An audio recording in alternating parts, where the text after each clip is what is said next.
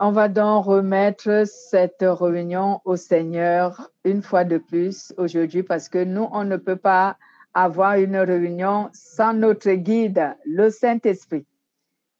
Je vais donc prier. Éternel, tu es Dieu au nom de Jésus et c'est toi qui nous as donné ton Esprit Saint, lui qui est présentement dans le monde avec nous afin qu'il œuvre pour le salut de plusieurs, mais aussi comme il est un véritable enseignant, je désire que ce soit, Seigneur, nous ayons de sa part un enseignement qui vient encore faire grandir notre connaissance, faire grandir notre foi et nous donner tout ce dont nous avons besoin pour notre relation avec le Christ, mais surtout pour la bonne marche chrétienne et pour fortifier notre foi.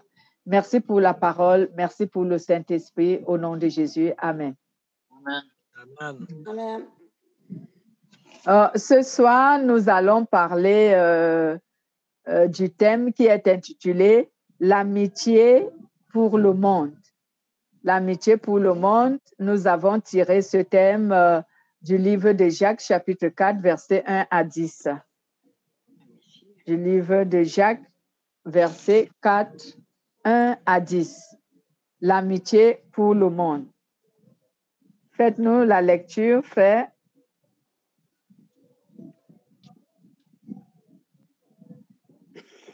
Qui est disposé? Le frère. Hein? Attends un peu, là, Jacques s'est sauvé. Là. Donc, Jacques s'est sauvé. Où est-ce qu'il est allé? Chapitre 4, 1 à 10? Oui, 1 à 10. OK. D'où viennent les luttes et d'où viennent les querelles parmi vous? N'est-ce pas de vos passions qui combattent dans vos membres? Vous convoitez et vous ne possédez pas. Vous êtes meurtriers et envieux et vous ne pouvez pas obtenir. Vous avez des querelles et des luttes et vous ne possédez pas parce que vous ne demandez pas. Vous demandez et vous ne recevez pas parce que vous demandez mal dans le but de satisfaire vos passions. Adultères que vous êtes, ne savez-vous pas que l'amour du monde est inimitié contre Dieu? Celui dont qui veut être ami du monde sera ennemi de Dieu. Croyez-vous que l'Écriture parle en vain? C'est avec jalousie que Dieu écrit l'Esprit qu'il a fait habiter en nous. Il accorde au contraire une grâce plus excellente. C'est pourquoi l'Écriture dit, Dieu résiste aux orgueilleux, mais il fait grâce aux humbles. Soumettez-vous donc à Dieu, résistez au diable et il fuira loin de vous. Approchez-vous de Dieu et il s'approchera de vous. Nettoyez vos mains, pécheurs, purifiez vos cœurs, hommes irrésolus. Sentez votre misère, soyez dans le deuil et dans les larmes, que votre rire se change en deuil et votre joie en tristesse. Humiliez-vous devant le Seigneur et il vous élèvera. Amen. Amen. Humiliez-vous devant le Seigneur et il fera quoi? Il vous élèvera. Donc, nous avons donc pour thème l'amitié pour le monde. Qu'est-ce que cela veut dire? L'amitié pour le monde. Donc, être ami du monde est le fait d'aimer les biens et les avantages de ce monde plus que Dieu. En d'autres termes, cela veut dire l'amitié pour le monde, en d'autres termes, est le fait d'avoir l'amour et un attachement excessif pour les biens et les richesses de la terre plus que nous en avons avec Dieu. Donc, lorsqu'on dit, on parle de l'amitié pour le monde, on veut nous faire connaître que nous avons de l'amour et un attachement excessif pour les biens de la terre ou pour les richesses de la terre, plus que nous en avons avec Dieu. Et la Bible nous l'atteste dans 1 Jean, chapitre 2, au verset 15 à 17. Lisons un peu 1 Jean, chapitre 2, verset 15-17. OK. N'aimez point le monde, ni les choses qui sont dans le monde. Si quelqu'un aime le monde, l'amour du Père n'est point en lui. Car tout ce qui est dans le monde, la convoitise de la chair, la convoitise des yeux et l'orgueil de la vie, ne vient point du Père, mais vient du monde. Et le monde passe et sa convoitise aussi, mais celui qui fait la volonté de Dieu demeure éternellement. Amen. Amen. N'aimez pas le monde ni ce qui est dans le monde. Si quelqu'un aime le monde, l'amour du Père n'est pas en lui. Car tout ce qui est dans le monde, la convoitise de la chair, la convoitise des yeux, l'orgueil de la vie, ne viennent pas du Père, mais viennent du monde. Et le monde passe, sa convoitise aussi, mais celui qui fait la volonté de Dieu demeure éternellement. Donc, voici ce que notre thème voudrait nous dire ici. Si nous sommes ceux qui aiment le monde, cela démontre que nous aimons tout ce qui est dans ce monde plus que nous aimons Dieu.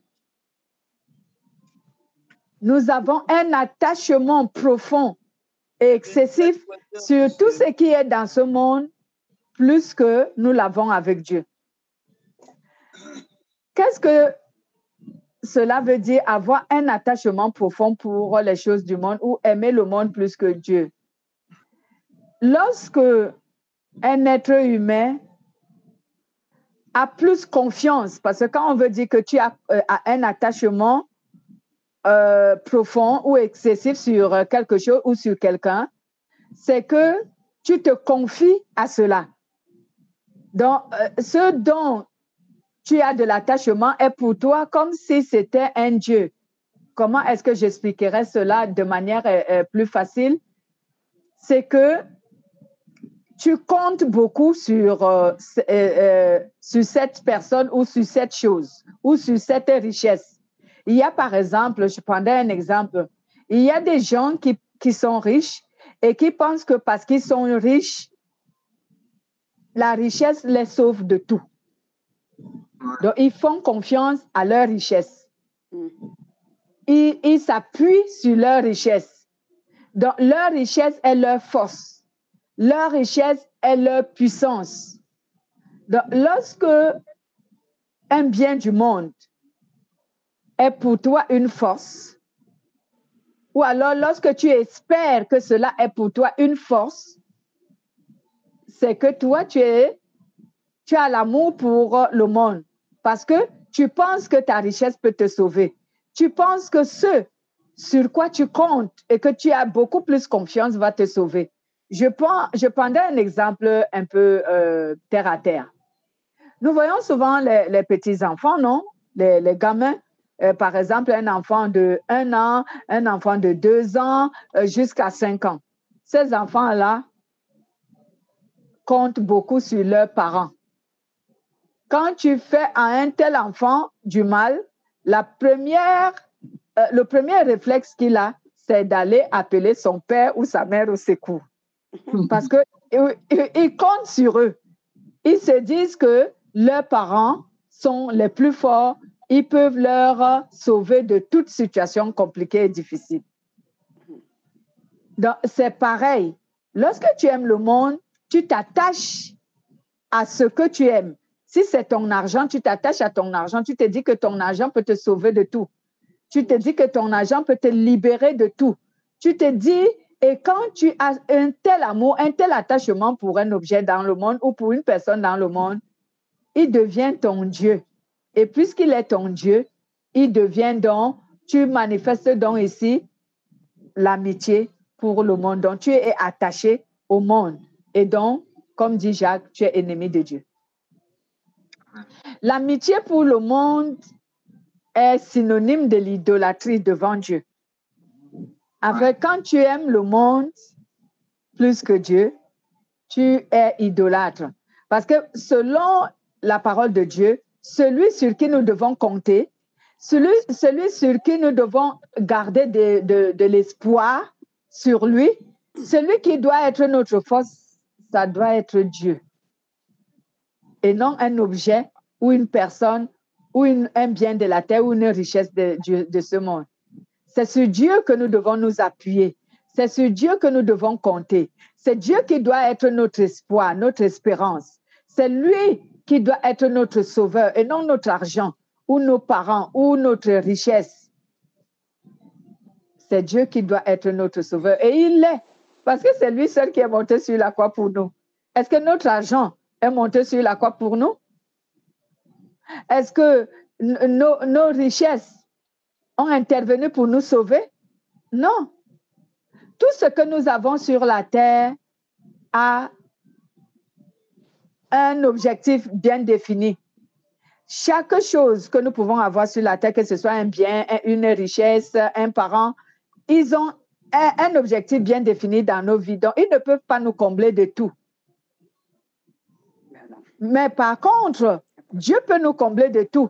Dieu à lui seul, il peut être ton argent, il peut être ta femme, il peut être tes enfants, il peut être ton ami, il peut être ton compte en banque. Dieu à lui seul, il est tout.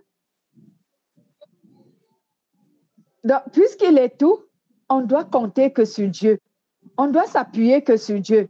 C'est lui qu'on doit, on doit s'attacher à Dieu plus qu'à tout autre être ou à toute autre chose. Mais nous, on s'attache plus à tout ce que nous avons sur la terre au lieu de nous attacher à Dieu. Donc, cela est donc de l'idolâtrie devant Dieu lorsque nous aimons ou que nous nous attachons ou que nous espérons que ce que nous avons est pour nous une source de délivrance ou de victoire, alors c'est que devant Dieu, nous sommes des idolâtres. Lisons un peu, on ne va pas tout lire. Je pense que je peux réciter certains versets oralement. Ici, par exemple, Exode chapitre 20, verset 3 nous dit, « Tu n'auras pas d'autre Dieu devant ma face. » Tu n'auras pas d'autre Dieu devant ma face. Exode 23.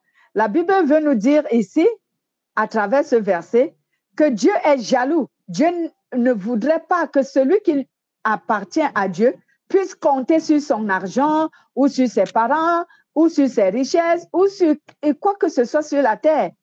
C'est sur lui que nous devons compter. C'est sur lui que nous devons nous attacher. Donc, on ne doit pas compter ni croire que notre argent, notre richesse peut nous sauver de tout. Non, mais on doit espérer et s'attacher à Dieu parce que c'est lui qui peut nous sauver de tout. Donc, on doit espérer que sur Dieu. On doit s'attacher que à Dieu. Il y a également 1 Samuel, autant pour moi, verset 15 à 23. 1 Samuel. 1 Samuel que je vais essayer de lire pour mieux vous expliquer. 1 Samuel, nous y allons. 1 Samuel, chapitre 15 au verset 23, que nous dit la parole de Dieu. La Bible nous dit ici, je cite, « Car la rébellion vaut bien le péché de la divination, et la résistance vaut l'injustice et les térébins. Puisque tu as rejeté la parole de l'Éternel, il te rejettera aussi comme au roi. » Donc ici, Dieu s'adresse au roi Saoul, qui avait mis ses espoirs, qui s'était attaché aux idoles et qui désobéissait à Dieu pensant que son rang de roi pouvait le sauver de tout, au lieu d'obéir à Dieu. Donc ici, Dieu dit que la désobéissance contre sa parole est considérée comme étant une idolâtrie. Donc, quand tu désobéis à Dieu, cela est considéré comme si tu vénérais un autre Dieu. Parce que l'idolâtrie, c'est la vénération d'un autre Dieu en dehors du Dieu créateur du ciel et de la terre.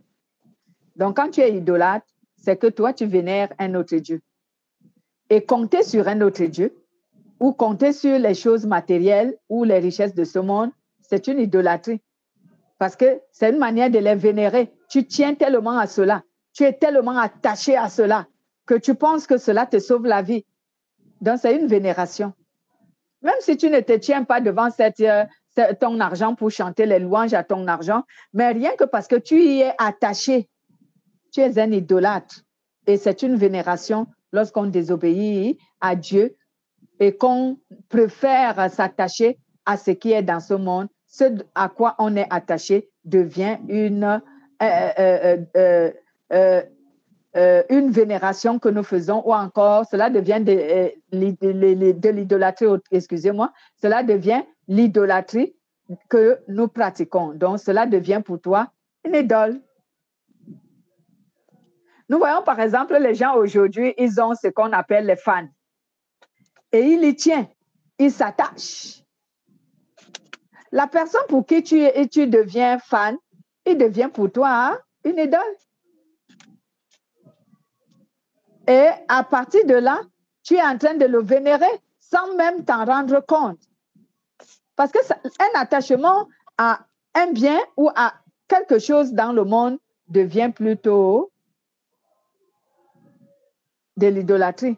Ce pourquoi tu es attaché devient ton Dieu.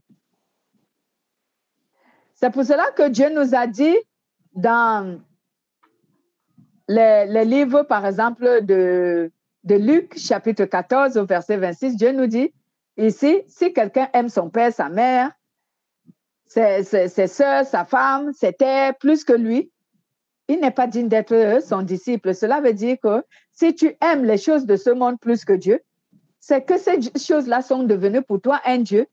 Donc, tu n'es pas digne d'être un disciple de Dieu ou un disciple de Jésus. Tu n'es pas digne.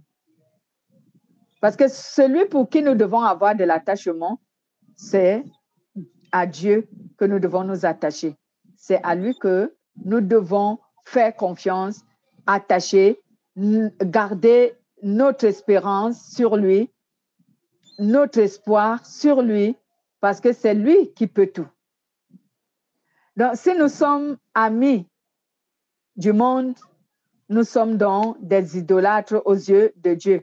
Et cela parce que l'idolâtrie est l'inimitié contre Dieu et c'est une infidélité. L'idolâtrie est donc l'inimitié contre Dieu et c'est une idolâtrie. Donc, en tant que chrétien, on ne peut pas aimer le monde et on ne peut pas être ami du monde. Si on devient ami du monde et tout en disant que nous sommes aussi chrétiens, c'est que nous mentons. Nous mentons parce que la parole de Dieu est claire. Par exemple, je parlerai d'un verset biblique qui parle dans Matthieu chapitre 6, verset 24. La Bible dit que on ne peut pas servir deux maîtres à la fois. Soit on méprisera l'un et on aura de la considération pour l'autre, soit on haïra l'un et on aimera l'autre.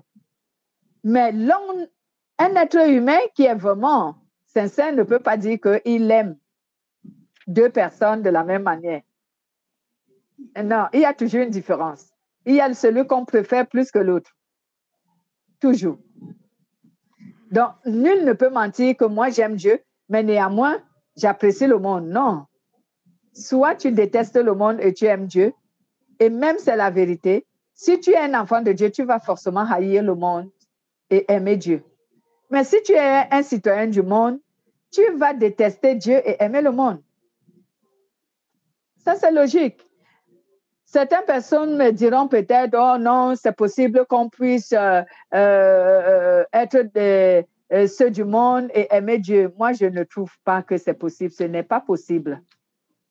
Ce n'est pas possible. Même quand nous lisons le livre de Galates chapitre 5 au verset 17, la Bible déclare que l'esprit et la chair sont opposés.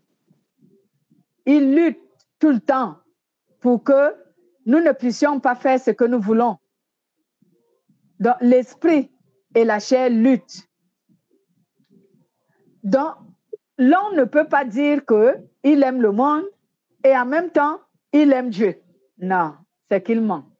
Ce n'est pas la vérité. Allons un peu lire Matthieu.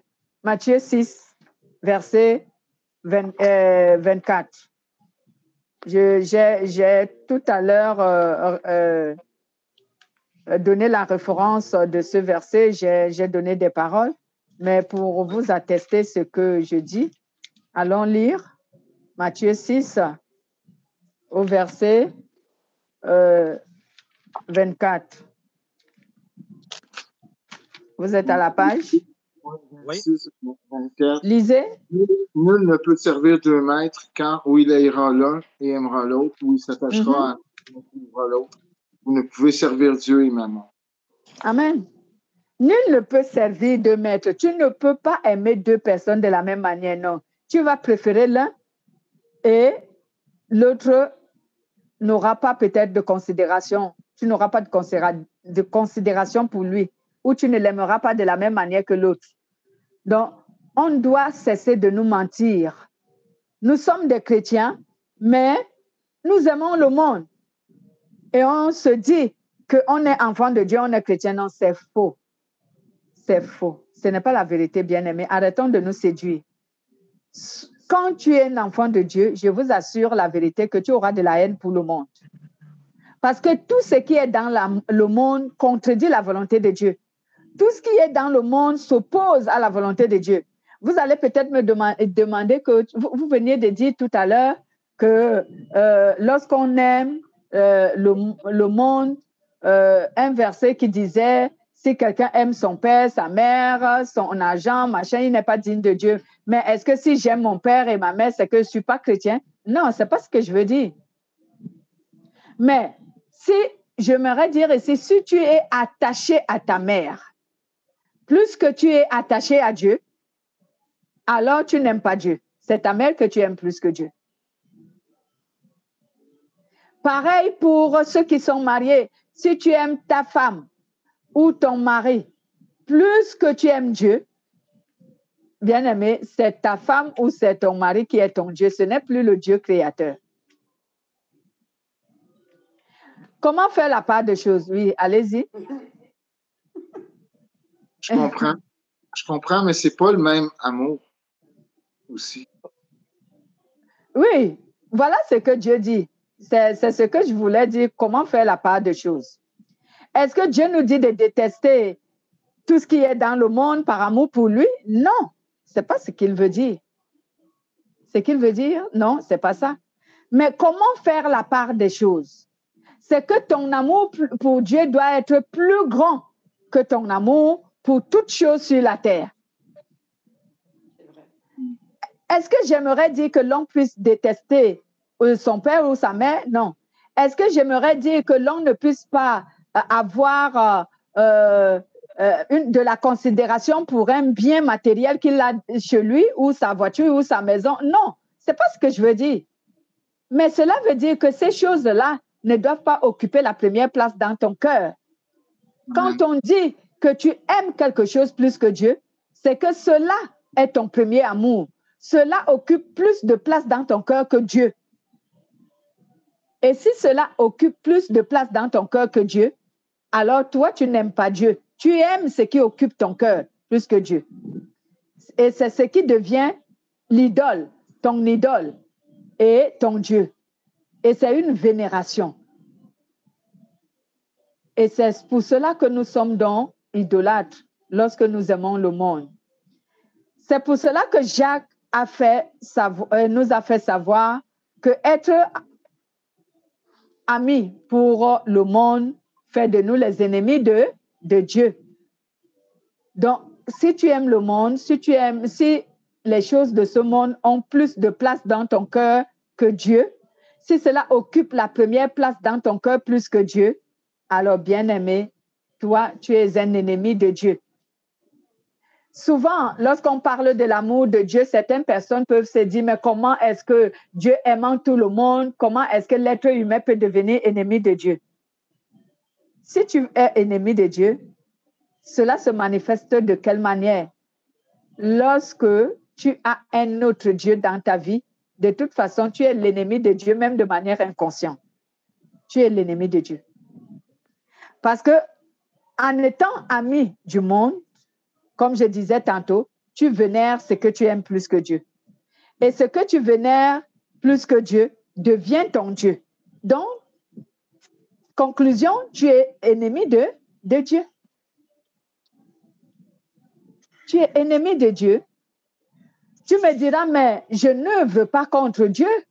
Parce que pour être ennemi de quelqu'un, il faut œuvrer contre cette personne. Mais non. Ce que tu fais est une œuvre et tu œuvres de manière inconsciente sans te rendre compte que tu t'opposes à Dieu et que tu es son ennemi. Ce sont ce genre de péchés qu'on appelle souvent les péchés inconscients. En dehors de ceux qui sont des satanistes avérés, qui savent que consciemment, moi j'adore Satan. Mais il y a des gens qui sont des vénérateurs des richesses de ce monde, des biens de ce monde, et qui ignorent qu'à force de le faire, ils sont ennemis avec Dieu. Ils ignorent qu'ils sont ennemis de Dieu. Et lorsqu'on leur dit, lorsqu'on leur révèle cela, ça peut les fâcher, parce que ce sont des choses qui fâchent. Tout le monde aimerait être un enfant de Dieu, comme j'ai l'habitude de dire. Tout le monde aimerait être un enfant de Dieu, mais il ne veut pas quitter le péché. Mais si tu veux être un enfant de Dieu, convertis-toi, quitte le péché, abandonne le péché, donne ta vie à Jésus. Et tout le monde veut être ami avec Dieu, mais néanmoins en adorant d'autres dieux. Dieu n'occupe pas la première place dans leur cœur. Mais si tu dis ça à quelqu'un que toi, tu es ennemi de Dieu parce que dans ton cœur, la première chose qui occupe ton cœur, c'est peut-être ton argent, c'est peut-être tes enfants, c'est peut-être ta femme, c'est peut-être ton mari, c'est peut-être ta voiture. Et la personne va se fâcher. Comment tu peux dire que je suis ennemi avec Dieu? Moi, je ne suis pas contre Dieu, mais si tu l'es. Parce que la place que Dieu devrait occuper dans le cœur de tout être humain, ça devrait être la première place, ce qu'on appelle le premier amour. Donc, la première personne ou le premier être que nous devons aimer dans notre vie, c'est Dieu. C'est Dieu. C'est lui qui doit être le premier amour de notre vie. Donc, bien que nous pouvons apprécier certaines choses, nous pouvons avoir besoin de certaines choses qui nous sont d'abord d'une grande utilité dans le monde. Mais l'amour, le premier amour d'un être humain devrait être Dieu. Mais examinons-nous, qui est notre premier amour? C'est Dieu, dans le fond, qui a le baromètre de ça, hein? Oui, c'est Dieu. Et vraiment, personne ni rien dans le monde ne doit occuper la place de Dieu dans nos cœurs. Moi, j'ai toujours dit aux gens, notre cœur est tellement grand, il est tellement large que chaque chose dans le monde peut avoir sa place dans notre cœur. Et oui, notre cœur est comme une banque. Dans la banque, tout bien qui se garde dans la banque trouve une place. J'ai jamais vu une banque qui a refoulé l'argent, que nous n'avons plus de place pour garder l'argent. Les banques reçoivent toujours l'argent. J'ai jamais vu une banque qui a refusé de l'or pour dire que nous n'avons plus de place pour garder de l'or. Non, ils en ont toujours une place pour chaque richesse, pour chaque trésor. Notre cœur est exactement pareil. Notre cœur a de la place pour aimer chaque chose. Mais, ce qui doit être primordial et prioritaire dans l'amour que nous avons, c'est d'abord Dieu. Amen. Dieu d'abord, le reste après. Donc, Dieu doit passer avant tout. C'est Dieu d'abord. Je prendrai un exemple. Comment quelqu'un peut faire passer Dieu en premier et le reste après. Je prends un exemple. Si aujourd'hui, et cet exemple même est biblique, c'était un jeune riche, qui est venu voir Jésus et il a dit à Jésus, Seigneur Jésus, comment devrais-je faire pour gagner la vie éternelle? Jésus lui a dit, tu connais la loi de Moïse. Non, Moïse vous a donné la loi. Comment vous pouvez faire pour devenir, pour hériter la vie éternelle? Il a dit à Jésus quoi? Jésus lui a dit, tu connais la parole. Il a été dit, tu connais ce commandement. Tu ne voleras pas, tu ne calomnieras pas, tu ne feras pas de faux témoignages contre ton prochain, évite l'adultère, tu ne tueras pas, ainsi de suite. Il a dit à Jésus, j'observe toute cette loi depuis mon jeune enfant. Jésus lui a dit, c'est bien. Maintenant, il te reste une seule chose. Vends tout ce que tu as et donne l'argent, donne cela aux pauvres. Et après, viens et suis-moi. Là, il a trouvé que Jésus l'insultait. Il n'a pas accepté. Pourquoi? Parce qu'il avait un attachement pour les biens qu'il possédait. Il ne voulait pas s'en défaire. Oui, il ne voulait pas. Donc, voilà un exemple comment démontrer qu'on aime Dieu plus que tout. Il devait faire ce que Jésus lui a dit. Il devait remettre aux riches ce qu'il avait et il devait suivre Jésus. Même il y a un autre témoignage, Lazare, on l'appelait même qui? Celui qui se trouve sur Luc, chapitre combien? C'était Lazare ou c'était Zachée? Voilà, c'était Zachée. Zachée, le vendeur d'impôts, s'était débarrassé de tout ce qu'il avait. Et il a montré à Jésus que aujourd'hui, à partir de ce jour-là, il a montré à Jésus que c'est Jésus qui occupe son cœur.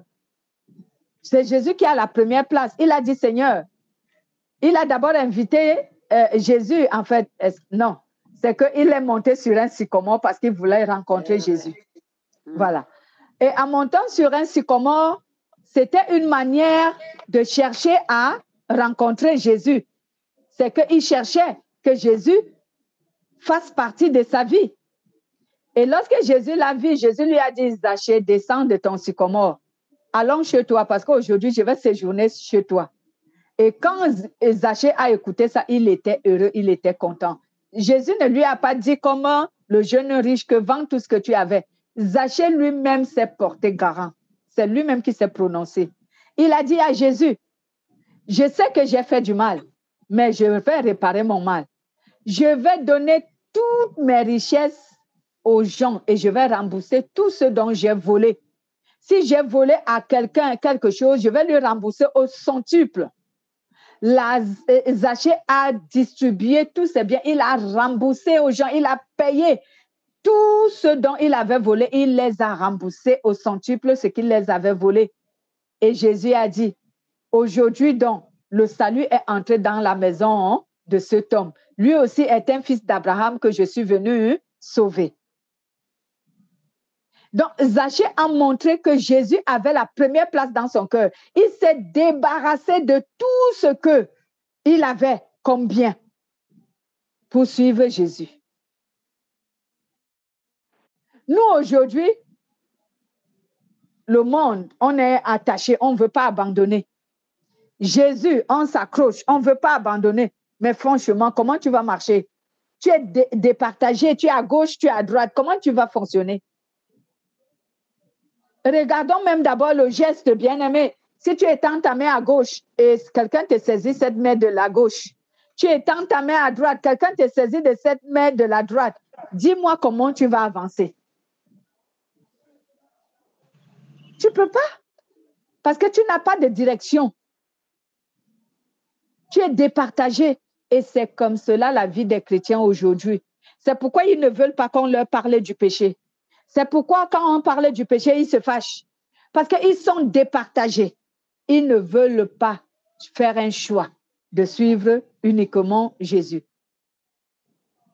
Bien-aimé, je vais vous donner un secret. Si tu veux suivre Jésus, je t'assure que prie pour qu'il te donne la haine de tout ce qui est dans ce monde.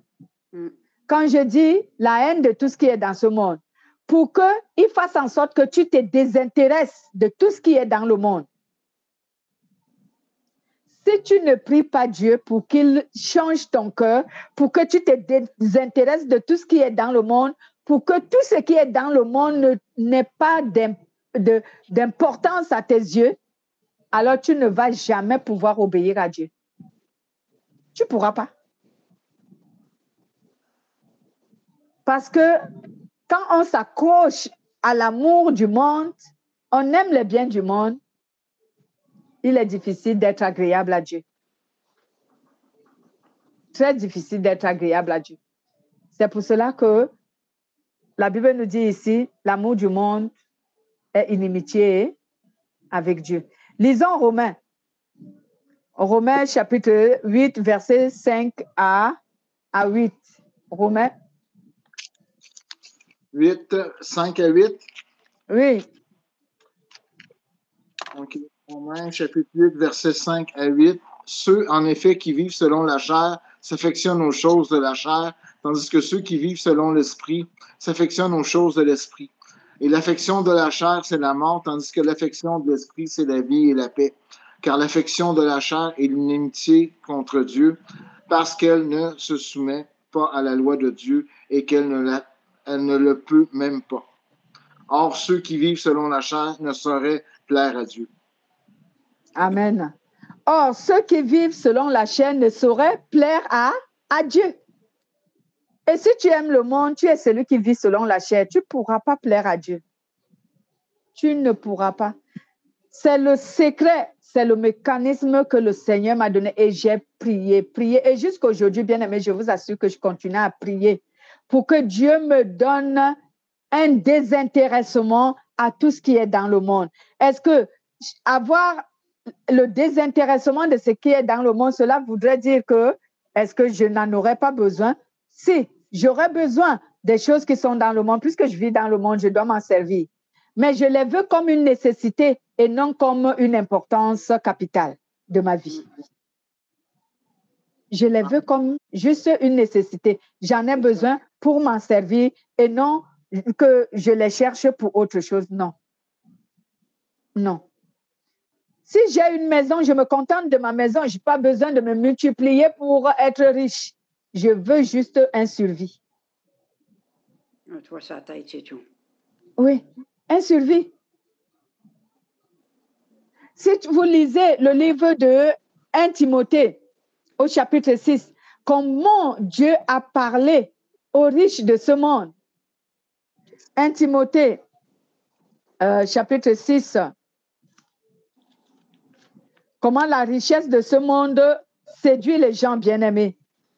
Quand tu recherches tout ce qui est dans ce monde avec beaucoup plus d'intérêt, je vous assure que tu vas tomber dans le piège de l'ennemi. Lisez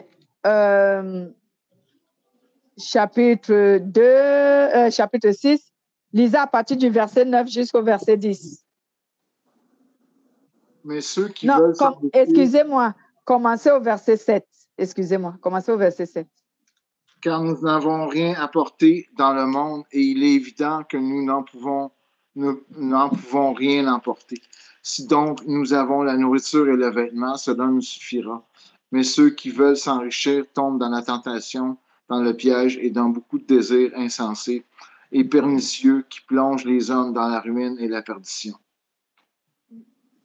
Car l'amour de l'argent est une racine de tous les maux, et quelques-uns, en étant possédés, se sont égarés loin de la foi et se sont jetés eux-mêmes dans bien des tourments. Amen. Car l'amour de l'argent est la racine de tous les maux.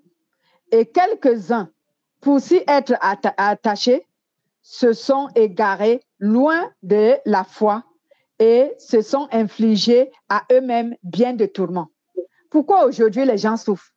Pourquoi aujourd'hui les gens ont les soucis? Parce qu'ils ont l'amour du monde. C'est l'amour du monde qui fait en sorte qu'on s'inquiète. C'est l'amour du monde qui fait en sorte qu'on se soucie. C'est l'amour du monde qui fait en sorte qu'on devient envieux, convoitant, jaloux et tout.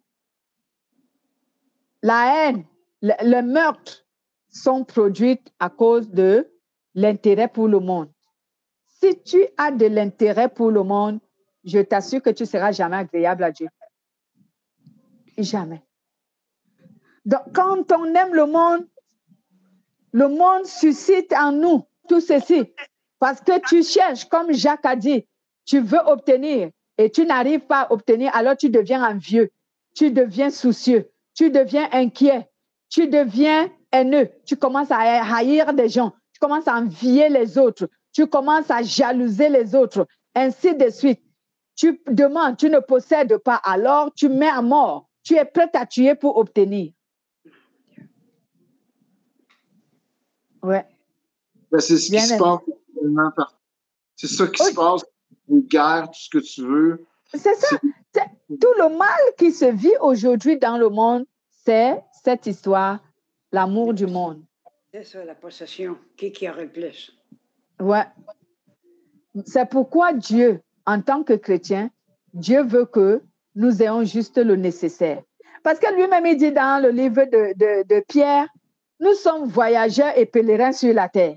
Voilà. Vous avez déjà vu un nomade qui marche avec les maisons, les voitures et tout? Un nomade n'a qu'un sac à dos. Du tout. Quand il arrive quelque part, il s'installe, il a sa petite marmite dedans, il a son petit lit dedans, il fait son séjour là, il mange ce qui est à sa disposition et après il fout le camp. Mais nous, on dit qu'on est citoyen du royaume des cieux, mais on veut s'accaparer de tout ce qui est dans le monde. On veut obtenir tout ce qui est ici. Non, on ne pourra pas. Soit nous allons rester citoyens du monde, soit nous devons faire un choix. Parce que quand je prête souvent cette parole, les gens me disent, mais comment veux-tu qu'on vive? Hein? Si on est désintéressé de tout, comment veux-tu qu'on vive? Mais oui, Jésus a été ici, il n'a rien obtenu. Mais il a vécu, non?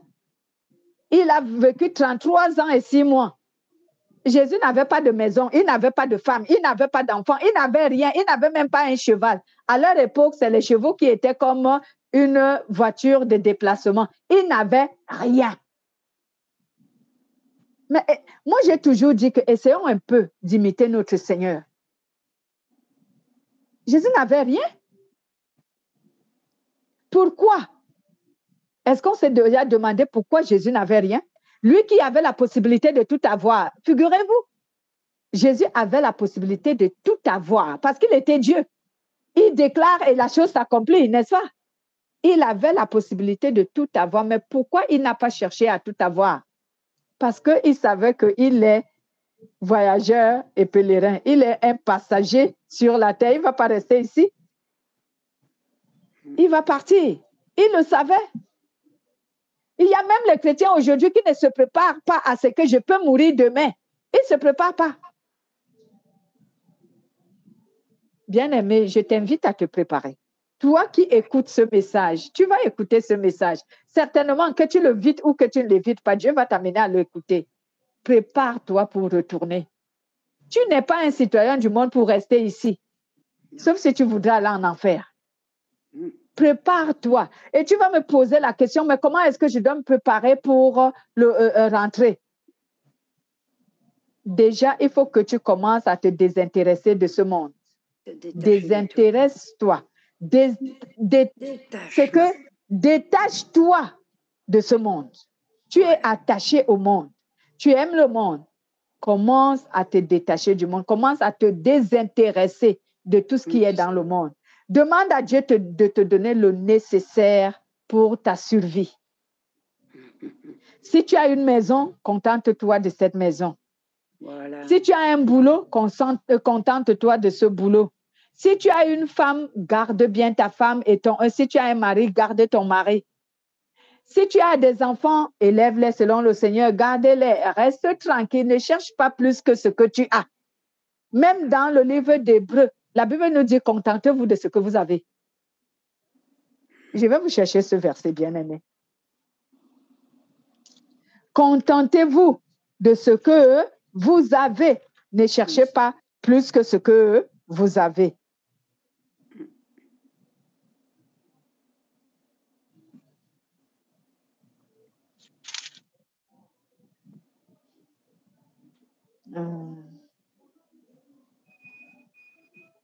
Voilà, lisez Hébreux chapitre 13, je crois que c'est le verset 5.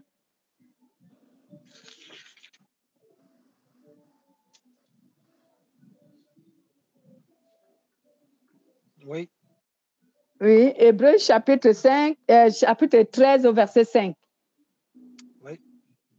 Allez-y, lisez. Ne vous livrez pas à l'amour de l'argent, contentez-vous de ce que vous avez, car Dieu lui-même a dit, je ne te délaisserai point et je ne t'abandonnerai point. C'est donc avec assurance que nous pouvons dire, le Seigneur est mon aide, je ne craindrai rien. Que peut me Amen. faire un homme? Amen. Jusqu'au verset 6. Donc, Dieu nous dit, ne soyez pas emportés par l'amour de l'argent. Cela veut dire par l'amour de ce monde. Mais contentez-vous de ce que vous avez. Contentez-vous de ce que vous avez. Quand tu as ta femme, tu as la meilleure femme au monde, ne va pas regarder la femme de quelqu'un, reste avec ta femme, ainsi que l'homme, la femme. Si tu as un mari, ne va pas poser les regards sur le mari autrui. Regarde ton mari. Contente-toi de ce que tu as. Ne sois pas envieux. Contente-toi de ce que tu as. Contente-toi de ce que tu es. Contente-toi de cela. C'est ce que Dieu nous dit. Mais nous, aujourd'hui, on regarde les voitures des autres. Oh ben non. Il a une très belle voiture. Il faut que je l'aie, moi. Mais il faut que tu l'aies, toi. Tu vas faire comment pour l'avoir? C'est à partir de là que tu vas commencer à chercher des moyens frauduleux pour aller obtenir cette voiture. Alors que tu as une voiture qui te permet de te déplacer, même si elle n'est pas la nouvelle coupe de la voiture, mais elle te permet de te déplacer. Elle ne cause aucun problème. Pourquoi tu dois avoir je ne sais quoi? Juste pour paraître. Et même, j'ai vu certains chrétiens, Seigneur, pardonne-nous, on est vraiment très ignorants. Et même certains pasteurs induisent les chrétiens en erreur. J'ai vu certains pasteurs et certains chrétiens. Ils doivent avoir les dernières coupes des voitures pour montrer que Dieu œuvre beaucoup dans leur vie. Dieu les a beaucoup bénis. Et oui, en Afrique, ça se fait. Ils doivent avoir les dernières coupes des voitures. Donc, comme s'ils étaient des mondains. Et comme ça, si on demande la voiture, la coûte combien? Oh, la voiture la coûte 100 millions de francs. Et là, il dit, oh, Dieu m'a béni, Dieu m'a béni. J'ai une voiture qui coûte 100 millions de francs. Il ne sait pas que il se trompe. Dieu ne l'a pas béni. Pourquoi Dieu a besoin de te bénir avec une voiture de 100 millions? Tu ne peux pas t'acheter une voiture de 10 millions là? Elle ne roule pas bien. Mais c'est comme ça que les chrétiens sont aujourd'hui. Il faut qu'ils se marient. Chez nous, hein, je ne sais pas si vous aussi, mais je lis quand même certaines revues chez vous. Les chrétiens sont presque tous pareils dans le monde. Et les pasteurs, il faut qu'ils aient les jets privés pour qu'ils soient connus que c'est un grand pasteur. Oh mon Dieu. Ouais. Comme ça, quand il a un jet privé, c'est que lui, il est le plus grand pasteur parce que Dieu l'a béni avec un jet privé. Mon Dieu. Ça n'a pas d'allure. Eh oui. Il faut qu'il voyage dans tout le monde entier. À ce moment-là, c'est que Dieu l'a béni. Il va vous dire, moi, j'étais pauvre avant. C'est ça leur témoignage. Hein? J'étais pauvre avant, mais aujourd'hui, Dieu m'a béni. Je voyage dans le monde entier. J'ai un jet privé. Je roule sur les derniers cris des voitures. Quand ils témoignent comme ça, je me tais souvent et je les regarde. Je dis, Seigneur, est-ce qu'ils savent vraiment ce qu'ils disent? Et le Seigneur me met à cœur. Ils ne me servent pas et ils le savent. Ce sont ceux qui les écoutent, qui savent et qui croient qu'ils me servent. Il faudrait qu'ils écoutent l'enseignement d'aujourd'hui. Voilà. Ils sont dans leur dérèglement et dans le mensonge et ils font croire aux gens qu'ils sont mes serviteurs. Ils ne sont pas mes serviteurs. Non. Ce sont des menteurs, ils ne sont pas mes serviteurs. Parce que je ne veux pas dire que je ne peux pas bénir un chrétien de cette manière. Mais je peux bénir un chrétien de cette manière lorsqu'il a ses propres entreprises. Tu as quelle entreprise qui peut te donner un jet privé? Comment tu as fait pour avoir le jet privé? Tu travailles où? Pour avoir un jet privé. Tu as escroqué les chrétiens, et tu t'es fait un jet privé et tu dis que Dieu t'a béni à travers l'escroquerie? Tu as estorqué les chrétiens. Et tu dis que Dieu t'a béni. Dieu t'a béni. Où est ton entreprise que tu as, qui t'a donné autant d'argent pour t'avoir un jet privé pour t'avoir une telle voiture, une telle maison, des voyages d'ici par là. Où est ton entreprise? Montre-nous ton entreprise. Montre-nous ta société que tu as fondée de tes propres mains. Elle est où? Elle n'existe pas. Ils s'enrichissent sur le dos de Dieu. Elle n'existe pas. Donc, vous êtes des menteurs. Mais les chrétiens aujourd'hui qui marchent, comme on dit, un aveugle va-t-il conduire un aveugle? Ils sont tous aveugles. Le chrétien croit à ça sans vérifier. Où vient l'argent de mon pasteur pour qu'il ait un jet privé? D'où vient l'argent de mon pasteur pour qu'il ait une telle voiture, une telle maison? Il n'a pas une seule entreprise. Il n'en a pas. Lui-même, il a dit qu'il était pauvre. Donc, ce qui veut dire qu'il n'avait rien. Mais subitement, il a tout. Franchement. Écoute, je sais, mais c'est correct pour eux.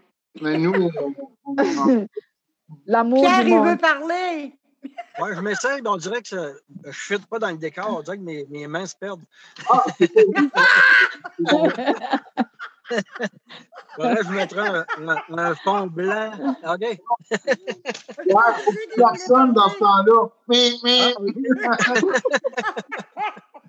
Je vais lever mon drapeau. Amen. Donc, bien aimé, raison pour laquelle, lorsque tu as l'amour du monde, quand tu pries pour demander des choses à Dieu, Dieu n'accorde pas. Pierre veut parler. Ouais, je priais pour ça. Oui, allez-y, frère Pierre, parlez, je ne voyais pas. Excusez-moi, je ne voyais pas que vous avez envie d'intervenir. Allez-y. Oui, dans le cas, c'est juste pour pas que le monde interprète mal. Quand on dit de ne pas s'accrocher au monde, de ne pas aimer le monde, de tout ce qui est du monde, ça ne veut pas dire d'ignorer les pauvres, ça ne veut pas dire d'ignorer les œuvres de charité, ça ne veut pas dire d'ignorer ces choses-là, parce que sinon, à quelque part, on n'aime pas notre prochain, on n'aimerait pas ce qui aide au prochain. Tu sais, c'est ça aussi. Il ne faut pas quand on met Dieu en avant de tout, on n'est pas supposé de s'arrêter en disant je fais-tu la bonne chose? Non, si on met Dieu en avant, d'après moi, on est sur les bonnes routes. Là. Bien sûr. Parce que Merci. Dieu est dans toutes les personnes. Ben Merci. oui. Merci, frère Pierre, pour ton intervention. Effectivement, lorsqu'on aime Dieu, on sera charitable. Ben oui. On va aider les pauvres. Au lieu de s'acheter un jet privé, comme je disais, si tu es vraiment un enfant de Dieu, au lieu de t'acheter un jet privé, tu vas veiller à ce que les pauvres aient quelque chose qui les soulage de leur pauvreté, de leur misère. Voilà. Exact. C'est ça. Je connais un pasteur au Nigeria que j'ai un bon témoignage. Je ne connais pas personnellement, mais son témoignage, ce pasteur, il ne roule pas sur un jet privé. Il a ouvert des cliniques pour soigner ceux de sa communauté en premier. Il a construit les écoles où ceux de sa communauté étudient. Et il a construit toute une cité où il a logé la plupart de ses fidèles. On ne dit pas que dans les biens qu'il a, dans les institutions qu'il a, on ne dit pas que ceux du monde n'ont pas de privilèges dans ça. Ils ont aussi. Mais comme la parole de Dieu dit, juif d'abord. Cela veut dire chrétien d'abord. Et le monde après. Donc, quand tu pars dans cette école et que tu n'es pas un fidèle, tu n'es pas un chrétien, ton inscription, on va le voir après, c'est d'abord les chrétiens. Lorsque tu pars te soigner dans leur hôpital, si tu n'es pas chrétien, on va te soigner, bien sûr, mais tu vas payer plus de factures que paye un chrétien.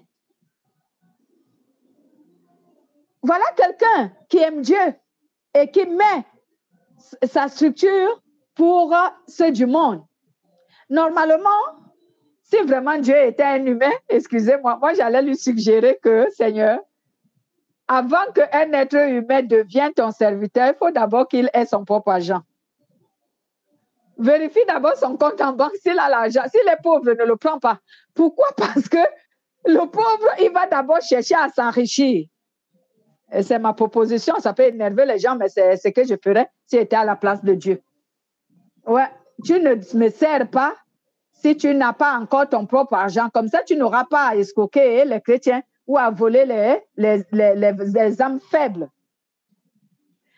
Donc, bien aimé, parce que nous aimons le monde, on est prêt à tout pour obtenir ce que nous voulons. On est vraiment prêt à tout pour obtenir ce que nous voulons. Voici donc pourquoi nous demandons à Dieu des choses dont il n'exauce jamais. Nous lui adressons des prières dont il n'exauce jamais. Pourquoi? Parce que l'intention qui nous pousse à demander ces choses-là ne convient pas à Dieu. Notre intention qui nous pousse à demander ces choses-là ne convient pas à Dieu. On demande ces choses soit pour nous enrichir personnellement. On demande ces choses soit pour paraître plus grand, supérieur aux autres. C'est pourquoi Dieu ne donne pas. C'est pourquoi Dieu ne nous exauce pas. Parce que nos prières que nous lui adressons pour nous enrichir personnellement, parce que quand Dieu dit, vous demandez et vous ne recevez pas, parce que vous demandez mal et vous demandez pour satisfaire vos passions. Donc, nous demandons pour nous enrichir. Nous demandons pour nous faire personnellement plaisir. Est-ce que Dieu ne veut pas nous faire plaisir? Ce n'est pas le cas. Dieu veut nous faire plaisir, mais Dieu ne veut pas que nous demandons des choses avec de mauvaises intentions, nous faire plaisir pour paraître meilleur que les autres. Ou alors pour avoir une vie meilleure que les autres. Non. Non. Si tu as du pain, contente-toi du pain que tu as. Si tu peux avoir le riz, il n'y a pas de problème. Et le riz. Mais il ne faut pas chercher à avoir pour gaspiller. Parce qu'aujourd'hui, comme je disais tantôt, tu vois un pasteur, parce que ça vient des pasteurs, hein, je ne fais pas allusion tellement aux chrétiens, bien que tous les chrétiens, nous tous, nous sommes concernés. Mais il y a des pasteurs, aujourd'hui, tu trouves sur son parking de véhicules, il en a au moins 5. Pourquoi? Tu fais quoi avec 5 véhicules? À quoi te servent 5 véhicules? Dis-moi. Franchement, est-ce que tu es un païen? Pour que quand tu sors avec un véhicule aujourd'hui, on voit que demain, il change de véhicule? C'est tout ce que tu veux? Nous, on doit avoir des véhicules pour nous aider à nous déplacer. C'est tout. Pas pour paraître que j'en ai beaucoup. Non. Tu rends des faux témoignages aussi. Tu ne peux pas arriver et dire, ben, regardez ce que Dieu m'a donné. Oui, justement, ce n'est même pas. C'est pour ça que je disais tantôt que quand je vois ces pasteurs témoigner, oh, j'étais pauvre, je suis devenu riche, Dieu m'a béni, oh, ceci. Et je dis, Seigneur, est-ce qu'ils savent ce qu'ils font? Le Seigneur me met à cœur qu'ils ne me servent pas moi, hein. Ils servent le diable. Parce que c'est le diable qui permet ces choses-là. Parce que pour Dieu n'a pas besoin que tu sois dans l'abondance pour aller paraître. Dieu veut que tu sois dans l'abondance pour aider les démunis, pour aider les misérables. C'est pour ça qu'il veut que nous soyons dans l'abondance. C'est pour ça qu'il peut nous donner plus que quelqu'un d'autre. Parce qu'il veut que nous les venons en aide. Mais quand tu as pour toi seulement, je ne crois pas que c'est Dieu qui t'a donné. Et si c'est Dieu qui t'a donné, je t'assure qu'il va observer la gérance de ce qu'il t'a donné pendant 1 an. S'il ne voit pas que tu gères selon ce qu'il t'a dit, il va retirer ce qu'il t'a donné. Voilà, c'est vrai. Dieu va le retirer. Mais est-ce que ces gens-là, vous voyez que qu'est-ce qui leur a été retiré? Rien ne leur est retiré parce que cela ne vient pas de Dieu.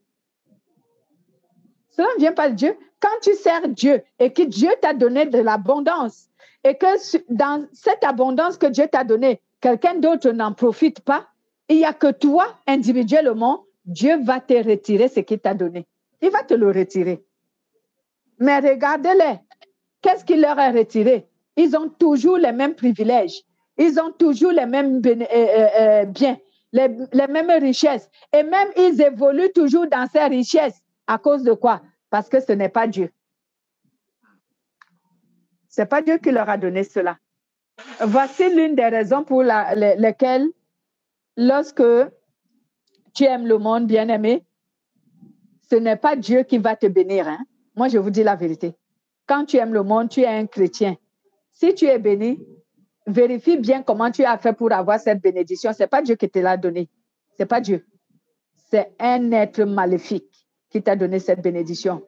Parce que si tu veux être béni pour paraître meilleur, pour paraître plus riche, pour paraître le plus aimé de Dieu, moi je sais que le plus aimé de Dieu, c'est celui qui fait la volonté de Dieu, pas celui qui a plus de bénédictions.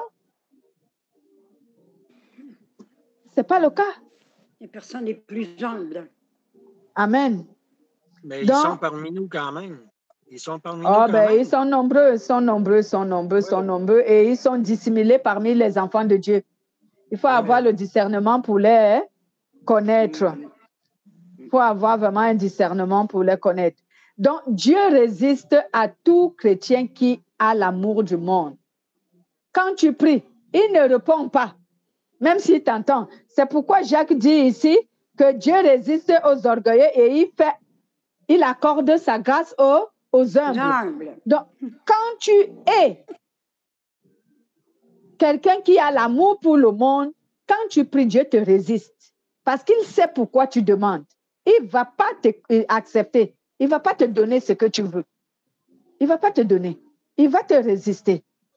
Il ne va pas te l'accorder. Pourquoi? Parce que Dieu n'exauce pas la prière des pécheurs. Nous-mêmes, nous le savons. La Bible le dit dans le livre de Jean, chapitre 9, au verset 31. Dieu n'exauce pas la prière des pécheurs. Bien aimé, pourquoi sommes-nous aveugles de croire que ces gens-là, c'est Dieu qui les a bénis? Dieu n'exauce pas la prière d'un pécheur. Ce n'est pas Dieu qui les a bénis. Ce n'est pas Dieu. Leur bénédiction vient d'ailleurs, mais ils nous séduisent et ils nous trompent. Mais bien aimé, si nous nous détachons de l'amour du monde, par amour pour Dieu, si nous quittons l'amour du monde, si nous abandonnons d'être amis pour le monde et que nous nous attachons à Dieu et que nous obéissons à Dieu, Dieu nous délivrera de tout. Il nous élèvera et il comblera nos cœurs de toute attente. Il nous comblera.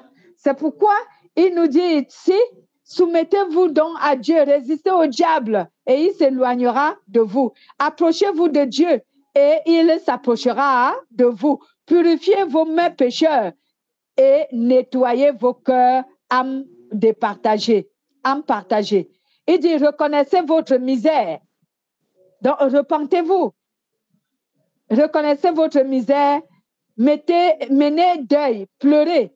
Que votre rire se change en deuil et que votre joie en tristesse. Humiliez-vous devant le Seigneur et il vous élèvera. Humiliez-vous sur la puissante main de l'Éternel et il vous élèvera. La Bible nous dit dans le livre de Matthieu, c'est celui qui s'abaisse sera élevé. Donc celui qui s'humilie, donc celui qui aime Dieu et non le monde, il sera élevé. Et celui qui s'élève de soi-même, il sera abaissé. Donc, vous me demanderez, mais ces gens-là continuent toujours à être riches et pourtant ils aiment le monde. Mais bien aimé, vous allez voir leur salaire à la fin des temps. Vous verrez leur salaire. La Bible déclare dans le livre de Romains, excusez-moi, dans le livre de Romains, chapitre 6 au verset, je crois, 23, le salaire du péché, c'est la mort. Oui, quelle était votre question? Il y a un frère qu'il y a eu des épreuves dernièrement, puis j'ai comme l'impression que Dieu il a envoyé un message, puis finalement, ben, je veux dire, il était censé d'aller chercher un emploi. Et puis, finalement, il y avait un rendez-vous d'emploi qui était fait. Mais là, il a fait beaucoup d'argent cette semaine. OK? Fait que je lui ai mentionné, je dis, Dieu, c'est quoi qu'il dit avec ça? Parce qu'il était censé d'aller à son entrevue d'emploi. Finalement, il n'est pas allé à son entrevue d'emploi. Il dit, j'ai fait tant d'argent. J'ai dit, est-ce que tu as questionné Dieu si ça venait de lui, ça, cette bénédiction-là? Fait qu'il dit, il m'a répondu, il dit, toute bonne chose vient de Dieu. Non. Toute bonne chose ne vient pas de Dieu. Je suis désolée, là. Les gens s'induisent en erreur. Ils pensent que quand ils ont une bénédiction ou qu'il y a quelque chose, que ça vient directement de Dieu, puis ils se consolent avec ça, mais ils ne vont pas au fond des choses. Ils restent en surface. C'est malheureux, mais je le sais que... Allez-y, oui, terminez. Je le sais que, dans le fond, on essaye d'éclairer des fois les gens, mais les gens ne veulent pas comprendre. Oh oui, mon frère, parce que tellement la vie est compliquée aujourd'hui. Quelqu'un qui était à la recherche d'un emploi et subitement, il se fait de l'argent. Même si tu lui poses une véritable question qu'il connaît vraiment que c'est la vérité, d'où te vient l'argent que tu as obtenu? Parce qu'il y a quelques jours, tu étais à la recherche de l'emploi. Ce qui veut dire que tu n'avais pas d'argent. D'où te vient cet argent? Est-ce que tu t'es posé la question s'il vient de Dieu? Non, il ne va pas se poser cette question. Non. Parce que cela résout ses problèmes.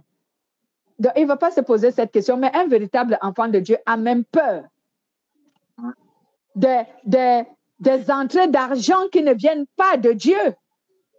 Mais si tu as une conviction qu'il faut aller chercher un travail, c'est parce que tu dois avoir questionné déjà Dieu.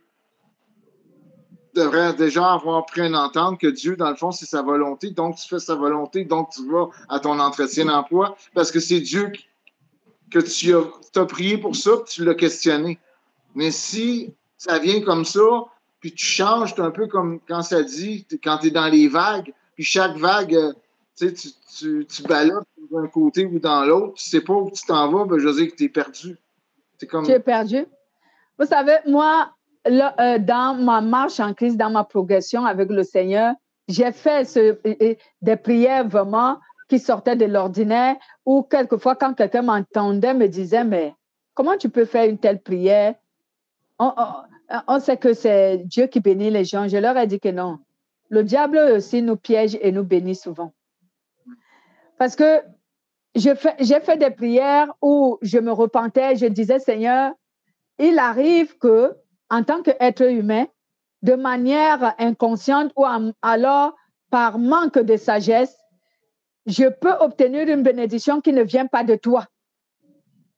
Et je te demande pardon.